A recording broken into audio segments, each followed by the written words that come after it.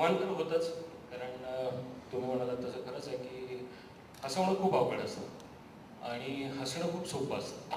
आपण बघताना सहज हसू शकतो, पण समोरच्याला हसवणं खूप अवघड आहे. तर तो एक चॅलेंज होताच. दुसरं असं होतं, हा चित्रपट करण्यामागचं प्रयोजन. मराठी सिनेमामध्ये गेल्या 25, 30, 40 वर्षामध्ये जेवढे दिग्दर्शक झाले आणि होत आहेत, हे सगळेजण मराठी सिनेमा करायला सुरुवात केली त्यांनी, की त्यांचं एक स्वप्न असतं, ते म्हणजे अशोक सराफांबरोबर काम करणं.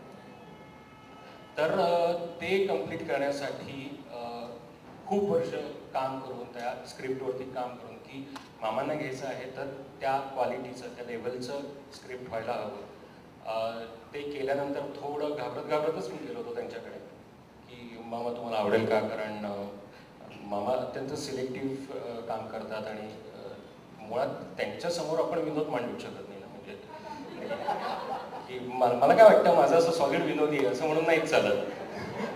तर त्यांना ते आवडणं हे खूप महत्त्वाचा भाग होता. आणि त्यांनी मला पहिल्यांदा ऐकलं आणि म्हटलं की हां, बरं, ठेव स्क्रिप्ट, वाचून मी सांगतो. आणि त्याच्यानंतर मी त्यांच्या घरातून छान पाहुणचार घेऊन, भरपूर खाऊन घेऊन, पोहे वगैरे निवेदितात ऐकून असे आम्ही बाहेर गेलो. आणि दुसऱ्या दिवशी सकाळी फोन येईपर्यंत माझ्या पोटातला जो गोळा होता तो हल्लाच नव्हता.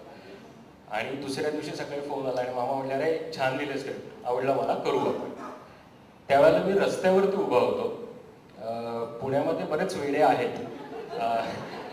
त्याच्यात थोडीशी माझीही भर घालायला हरकत नाही, कारण त्या दिवशी भर रस्त्यात मी एकटाच चौकात मोठ्याने ओरडलो की मामा हो म्हणाले. आणि मग तिथून जी सुरुवात झाली आणि त्या क्षणाला पायात गोळे येणे म्हणजे काय हेही जाणवलं. कारण आता इथून पुढे मामांना चुकीची माणसं चुकीच्या ठिकाणी गेली की ट्रॅजेडी होते, चुकीच्या ठिकाणी माणसं योग्य ठिकाणी जाऊन चुकीची वागली ती विनोद निर्माण होतो. त्या पद्धतीने ह्या सगळ्यांनी, म्हणजे मी असं अजिबातच म्हणणार नाही की मी पहिल्यांदा लिहिलं आणि मी सांगितलं आणि केलं, असं नव्हता. ॲक्च्युली तो सगळ्यांचा सिनेमा त्याच वेळेला झाला होता, पहिल्या दिवसापासून. कारण सगळेजण ते कॅरेक्टर्स होते. म्हणजे मृण्मयीचं आता तुम्ही फर्स्ट लुक बघाल त्यावेळेला तुमच्या लक्षात येईल की मृण्मयीचा लुक वेगळा आहे, दादाचा आनंद इंगळेचा लुक वेगळा आहे, ऋषिकेशचा वेगळा आहे. तर ते दिवसभर तशाच पद्धतीने वागायचे सेटवर. आणि ही जी कमिटमेंट आहे ना, ही कमिटमेंट मला वाटतं की खूप जास्त काम करून गेली. अनिकेत आणि हेमंतने सुद्धा मला वाटतं पहिल्यांदा एकत्र काम केलंय. पण तुम्ही बघितलं तर स्क्रीनवरती, म्हणजे मामा कायम सांगायचं मला की तुम्ही मागे तुमचं जे रिलेशन असतं ना ते तुमचं स्क्रीनवर दिसतं. त्या पद्धतीने ते दोघं जण बघा तर पहिल्यांदा एकत्र काम करूनही हे लहानपणापासूनचे मित्र आहेत असं वाटावं इतके ते जेल झाले. आणि ही सगळी गंमत, हा सगळा अनुभव आता 30 तारखेला पडद्यावरती येणार आहे. आणि आता आमचं सगळं बाकी त्याची प्रोसेस कंप्लीट झाली आहे. आणि आज आपण म्हणून आता त्याचं फर्स्ट लुक, याच्यात 2 संगीतकार एकत्र आहेत, आमचे पुण्याचे दोन्ही मित्र, अविनाश विश्वजित आणि नरेंद्र भिडे. हे दोघंही पुण्याचे आहेत म्हणून नाही आहेत, तर ते दोघंही चांगले संगीतकार आहेत आणि त्यांचे जॉनर वेगवेगळे आहेत म्हणून ते आहेत. कारण लगेच नाही तर पुणेकरी कॉमेंट. तर आज आता आपण सिनेमाची वेबसाईट केलेली आहे, त्याचा लॉन्च करणार आहोत. म्युझिक लॉन्च आहे आज आणि त्याच्यानंतर फर्स्ट लुक कडून आपण प्रश्नोत्तर करूया.